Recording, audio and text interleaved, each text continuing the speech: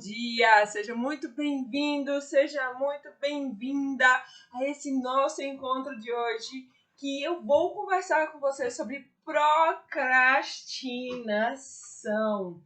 A procrastinação é um problema muito importante na hora que a gente está pensando na redação científica. Algumas pessoas me conhecem, outras pessoas não me conhecem. Eu me chamo Ana Godoy, eu sou professora de graduação, residência, mestrado, doutorado. Eu sou especialista em redação científica e eu estou aqui te ensinando todo um passo a passo, todo um caminho de como você pode tornar a sua jornada mais simples. Então, ensino as pessoas a escreverem um artigo científico em um mês, de forma descomplicada e de maneira mais prática.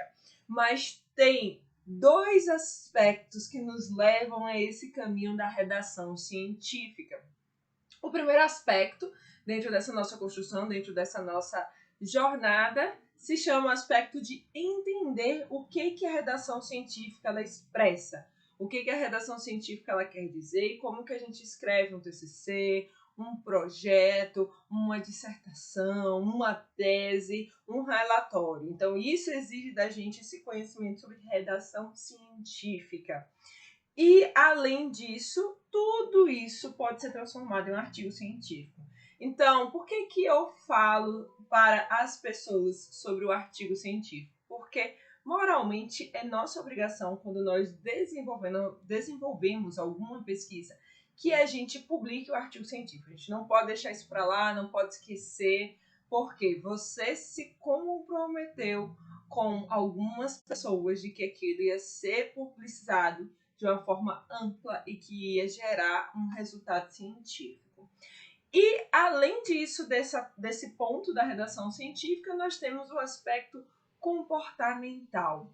E o aspecto comportamental é aquele que está relacionado com o nosso eu, com a nossa parte mais íntima dessa jornada, que é como que a gente vai lidar com tudo isso na nossa construção, como que a gente vai lidar com tudo isso no momento de escrever cientificamente. Então, me contem, alguém aí já procrastinou alguma vez na vida? Porque eu já procrastinei algumas vezes na vida. E isso é um tipo de comportamento que acontece. Vocês também já fizeram isso?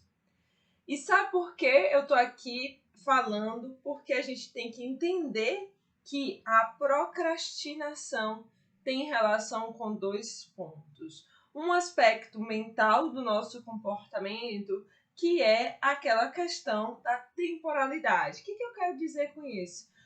Eu sempre tenho tempo. Amanhã eu posso fazer. Enquanto a ansiedade é a antecipação de etapas e que a gente sofre com isso, querendo antecipar as etapas do nosso processo científico e da escrita científica, e pensando sempre o que vai acontecer à frente, sempre ansioso com a jornada, a procrastinação é aquele efeito em que depois eu faço, depois eu aplico, sempre vai existir o depois. Só que o problema é que se você vai adiando e você tem prazo, que é o que acontece com a maioria das pessoas, a obrigatoriedade de ter um prazo, a procrastinação ela passa a ser um efeito colateral ruim no seu processo de construção científica. Então vamos supor que você está aí fazendo um TCC, que você está aí fazendo a sua dissertação, a sua tese. Se você não se compromete e você acha que vai dar tempo sem você fazer o planejamento adequado, isso vai virar o quê como consequência? Vai virar uma bola de neve e você não vai conseguir avançar cientificamente. Então, a procrastinação, gente, precisa ser refletida como um comportamento das nossas vidas. Por quê? Por exemplo, será que eu procrastino para tudo que eu faço? Será que eu procrastino para tudo aquilo que eu quero? Ou eu procrastino para as coisas que eu acho que não são bacanas? Eu penso sempre que quando você quer algo, ou você precisa de algo, Isso precisa se tornar prioridade. E um caminho para você não procrastinar é quando você tem estratégias, que eu vou mostrar, explicar aqui para vocês hoje, algumas estratégias para poder a gente passar a entender o nosso processo de criação científica como um comprometimento para nossa carreira. Ah, Ana, eu estou terminando o TCC. É um comprometimento para sua carreira, porque se você não conclui o TCC, por exemplo, para que você ingresse aí no mercado de trabalho, você não está comprometido com a sua carteira. Com a sua carreira, falei carteira, com a sua carreira. Então, você precisa estar comprometido com a sua carreira. Por quê? Você está num processo formativo que você quer usar aquilo. Então, quando a gente ingressa num mestrado, quando a gente ingressa num doutorado, quando a gente vai fazer a especialização, é comprometimento com a nossa carreira. Então, se você das pessoas do ponto de vista científico como que eu posso otimizar isso? Como eu posso vencer essa barreira? Ontem eu recebi uma mensagem pelo direct que uma pessoa falou assim: eu queria muito fazer uma técnica de análise tal, mas eu não sei o tema, não sei por onde começar. É justamente por isso. A gente precisa delimitar espaço, a gente precisa delimitar como vai ser essa estratégia. E nem sempre tem alguém para nos guiar nessa jornada. É muito difícil, gente, quando nós não temos uma pessoa para nos guiar. A gente entende que o orientador deveria ser essa pessoa. E às vezes o orientador, ele é até uma pessoa muito presente, ele é uma pessoa participativa, ele é uma pessoa que está envolvido, mas é uma pessoa que não entende necessariamente, porque ele também não recebeu essa informação.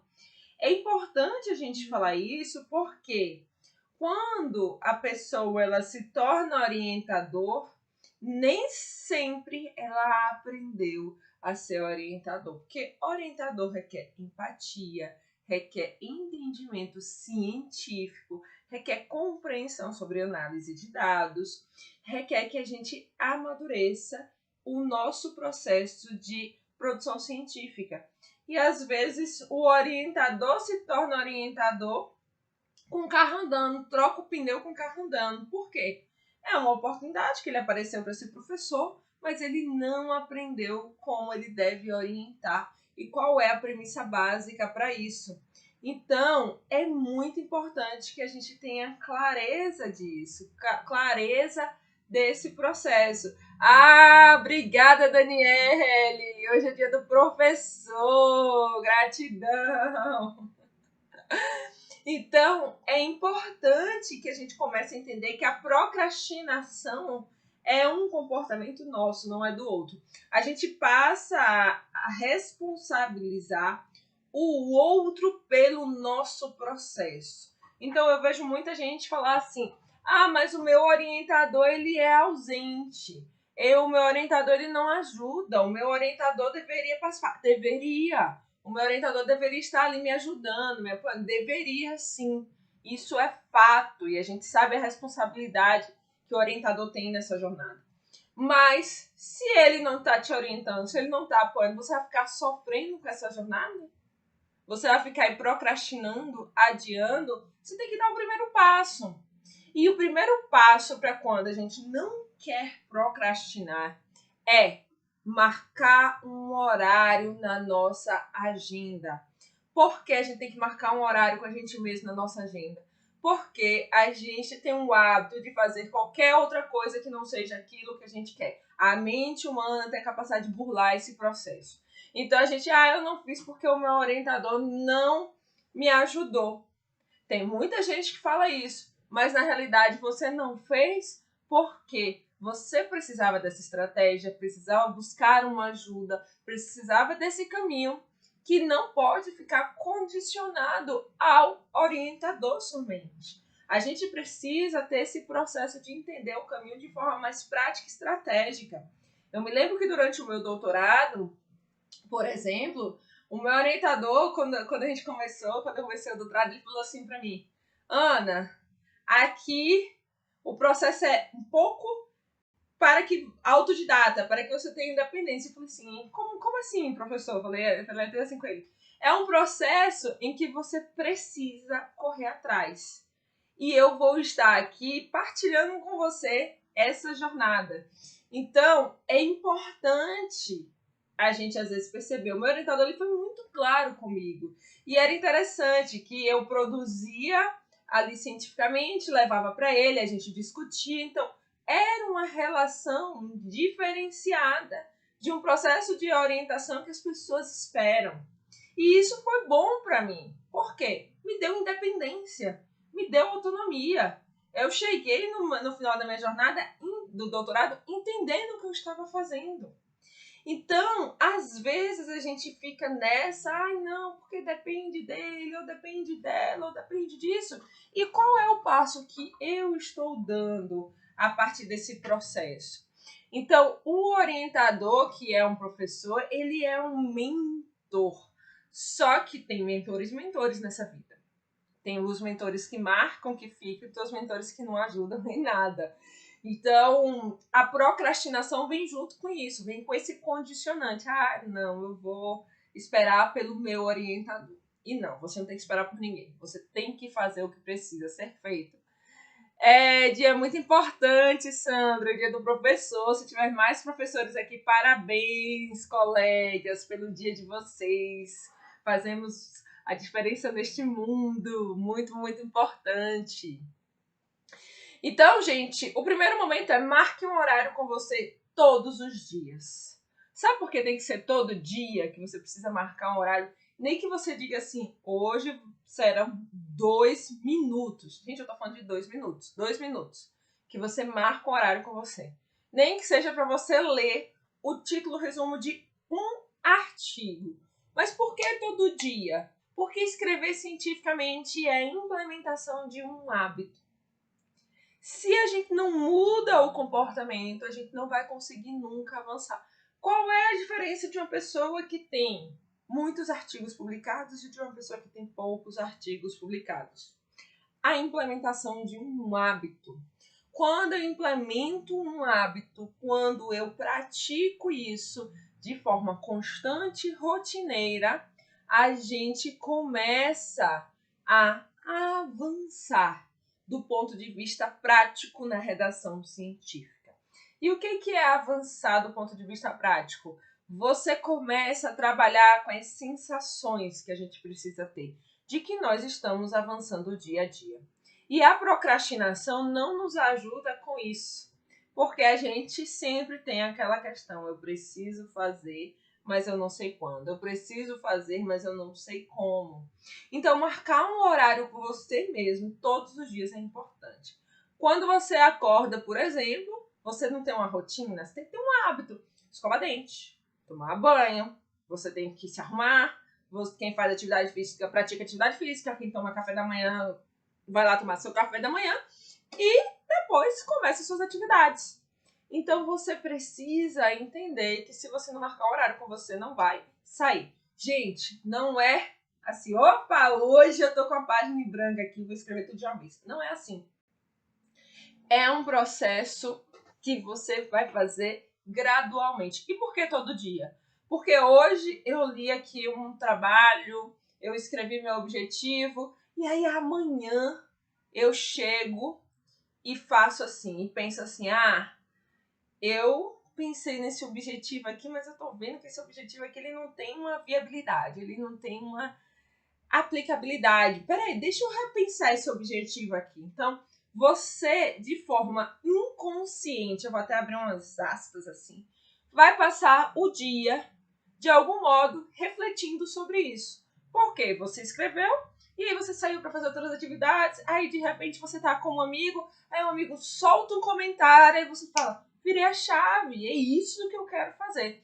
Agora, quando você não desperta essa ação, que você não desperta mentalmente isso, o que acontece? Não, depois eu faço, não quero pensar sobre isso. Então, o fato de você fazer todo dia te leva a pensar sobre isso. Fabiana, obrigada pelos parabéns. Meu aniversário foi ontem, pelo dia do professor que é hoje. Gratidão. Vitória, você tem algum conselho para alguém que ainda vai iniciar na redação científica? Eu sou graduanda e estou querendo focar nas minhas redações científicas. Participar da Semana do Artigo Científico, conselho número 1. Se você ainda não se inscreveu, se inscreva, porque lá eu vou mostrar um passo a passo prático de como você constrói isso, torna isso mais prático. E além disso, Vitória, precisa exercitar. Sem o exercício da redação científica, a gente não avança. Não existe escrever sem escrever. Não existe escrever, eu queria. Não, peraí, vem aqui e coloca no papel. Coloca de maneira prática. Que bom, Vitória, que você está inscrita. Coloca no papel. Então, o primeiro passo, Vitória, é esse, para você começar a escrever cientificamente. Agendar um horário com você e fazer isso todo dia, para você ativar aqui o córtex frontal de que você consegue e precisa fazer isso. Então, entre aqueles que conseguem, aqueles que não conseguem, tem um processo importante: determinação e estratégia. Você precisa ativar o modo determinado. Por que o modo determinado? Porque existem inúmeras coisas mais legais, teoricamente. Para mim, não. Para mim é muito legal escrever um artigo científico. Adoro. Mas tem coisas mais legais, às vezes, que você quer fazer. Por exemplo, vamos supor que você queira assistir Netflix. Então, pronto, você vai passar o dia inteiro lá assistindo sua série favorita. Eu gosto de assistir Arrow, não sei se vocês sabem, o Arqueiro Verde, mas, né, tem gente que gosta de assistir outras séries lá, tem muita série legal por lá, então não quer ficar no Netflix. E aí você precisa começar a entender que você pode escrever cientificamente e também ficar no Netflix. Que uma coisa não anula a outra. E quando a gente consegue construir isso, a gente consegue entender que cabe as nossas atividades nas nossas 24 horas, desde que você gere comprometimento com a sua jornada. Então, o primeiro ponto desse comprometimento não é você reservar 1, 2, 3 horas por dia. Gente, isso é ilusório. Por que ilusório? Porque a vida da gente é atropelada por um monte de coisas.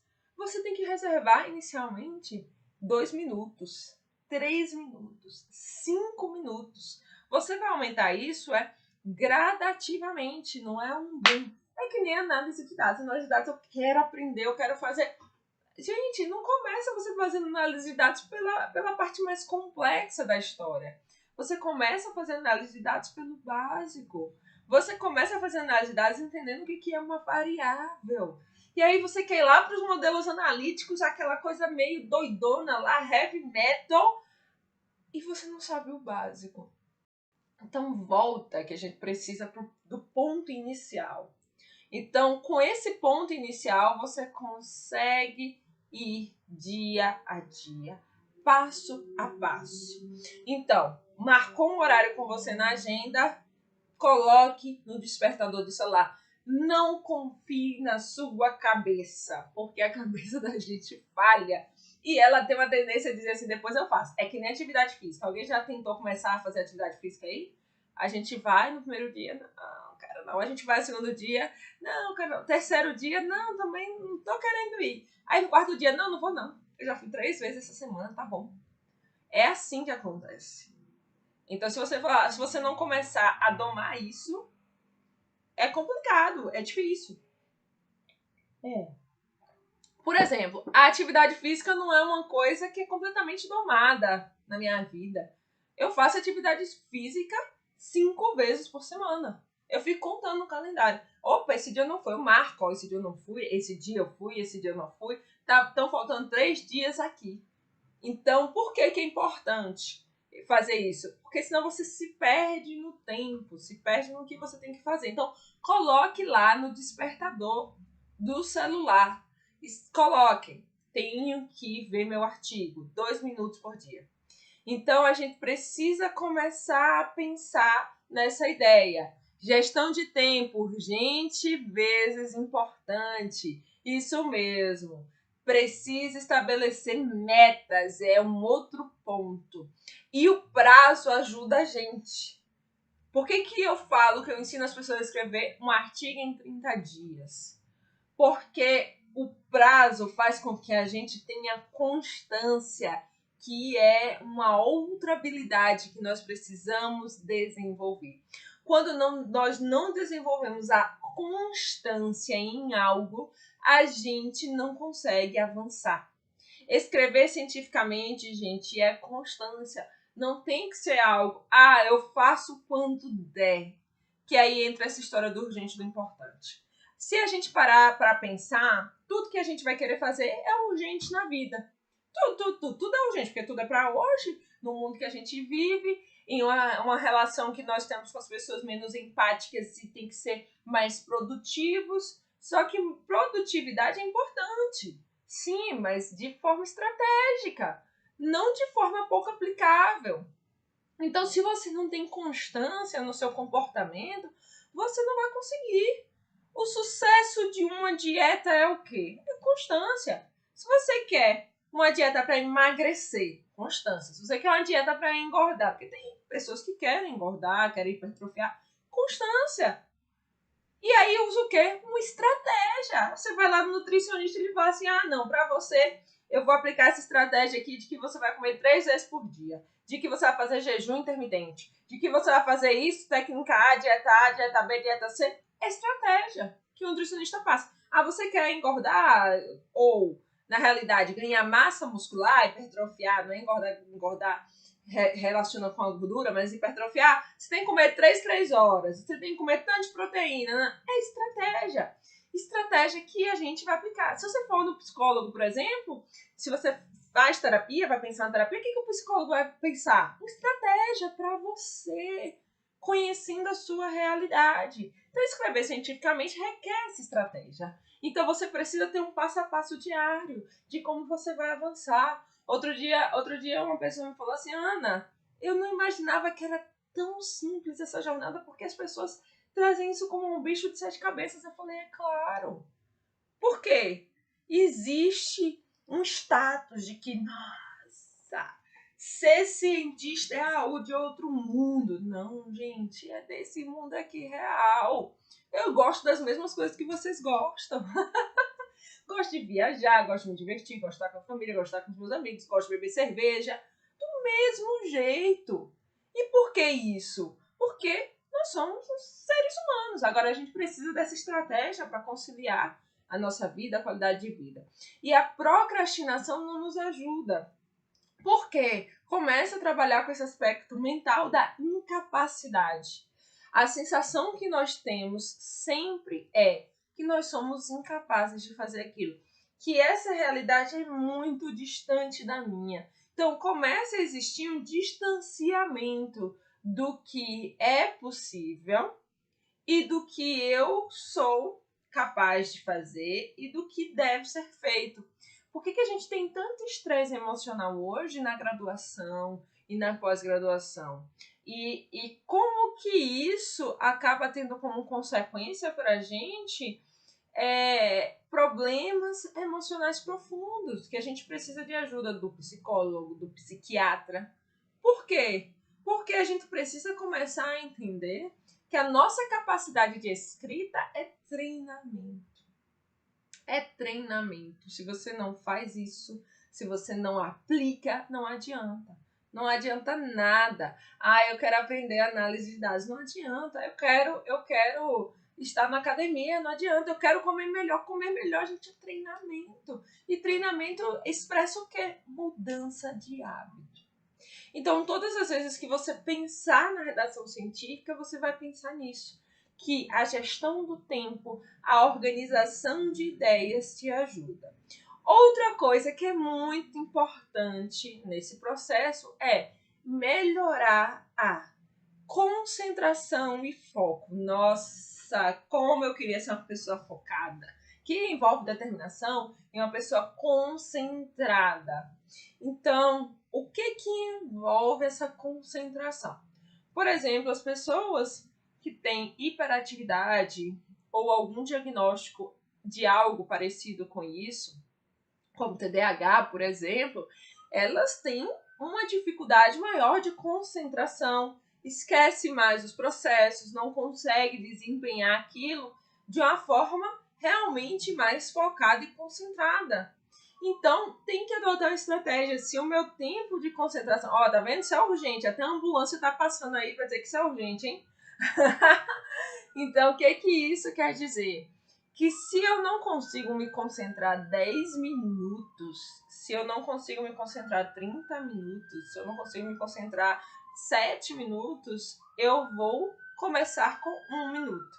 Que eu também já trouxe um pouco disso aqui. Então, a concentração é o quê? Esquece tudo ao redor e foca somente neste ponto. Por que a leitura de artigos científicos, de títulos e resumos que você precisa demora tanto? Por que eu demoro, às vezes, 1 hora para ler um artigo científico? Porque eu preciso de foco. E qual é o foco na minha leitura de um artigo científico?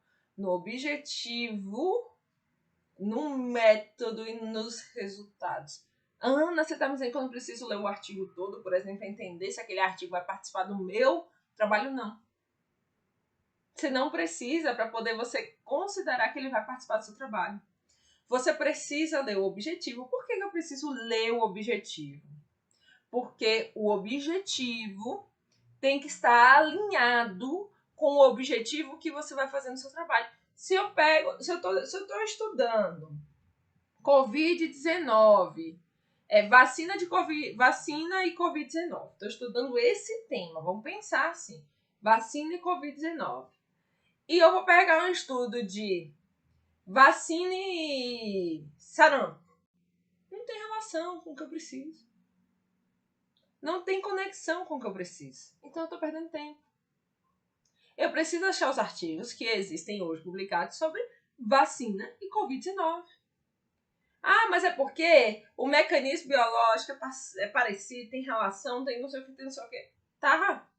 Mas você precisa hoje achar primeiro esses artigos. Se você não achou esses artigos que você precisa, lendo objetivo, método e resultados, por que eu preciso ler o método? Porque eu preciso saber se aquele passo a passo condiz com o que eu preciso no meu artigo.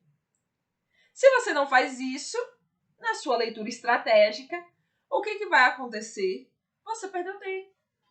E aí você vai demorar muito mais para conseguir concluir o seu trabalho do que o que você precisa. Aí, se você identificou que depois dessa leitura ainda não foi suficiente, aí que você vai para o segundo passo, de ler algo que não está relacionado diretamente com o tema. Mas, gente, 95% das pessoas acham que precisam relacionado com o seu tema. Por isso que a gente precisa de estratégia de leitura. Eu não posso ficar dando volta naquilo que não é necessário. É interessante pensar que, por exemplo, muitas pessoas falam assim, eu gosto do meu tema é ótimo. Apego mortal ao meu tema. Deus no céu, meu tema na terra. A gente, né? Tem gente que ama o que faz, o tema e está relacionado. Mas, às vezes, você recebeu um desafio de estudar outro tema. E aí você vai lá para a evidência científica e só acha o tema que você gosta. E só fica lendo o que você gosta. Isso é você procrastinar, é somente te enganando. Então você precisa começar a entender o foco e a concentração como representando aquilo que você precisa. Por isso que escrever o objetivo, a definição do tema, escrever o objetivo, é uma parte muito, muito importante. Porque quando você consegue ver o objetivo... Aí, gente, essa fase precisa ser assim. Eu não sei se a mãe de vocês já falou assim, não, menino, deixa de ser assim, abra a mente, né? Minha mãe falava isso. No objetivo, você precisa ser assim, em que sentido? Eu preciso olhar para o meu objetivo, entender. Eu quero isso versus isso. Aí você vai para a literatura buscar o que tem disso versus disso. Depois que você achou na literatura, aí você abre o seu horizonte. Por quê? Você entende agora do que você quer, que é A versus B, isso versus isso. Então, todas as vezes que a gente pensa em otimização de trabalhos e estratégias, nós estamos pensando nessa aplicabilidade. E eu quero passar um exercício prático para você, de forma muito prática. hoje, qual é o seu objetivo? Já tem definido, a gente já teve lives aqui para você aprender a definir esse objetivo de maneira clara e objetiva. Mas o que você vai fazer? Quais são os artigos que existem hoje, que eu sei que existem, que tem uma conexão direta com o que eu preciso? Vou ler, vai pegar um artigo e vai ler o objetivo, o método e os resultados. Não vai ler nem a introdução, nem vai ler a discussão. A partir dessa leitura do objetivo, dos métodos e dos resultados, esse artigo é bom para o que eu preciso, você vai separar em um gerenciador de referências e vai deixar salvo. E aí você vai começar a perceber esse efeito da procrastinação reduzir. Por quê? Se todo dia você faz isso com somente um trabalho, certo? Ah, Ana, não tenho condições de começar lendo um artigo todo. Leia o resumo. Então comece objetivo, o método e o resultado do resumo. Tem relação? Separa. Tem conexão com o que você precisa? Separa. Então, pense nisso. Exercício prático de hoje.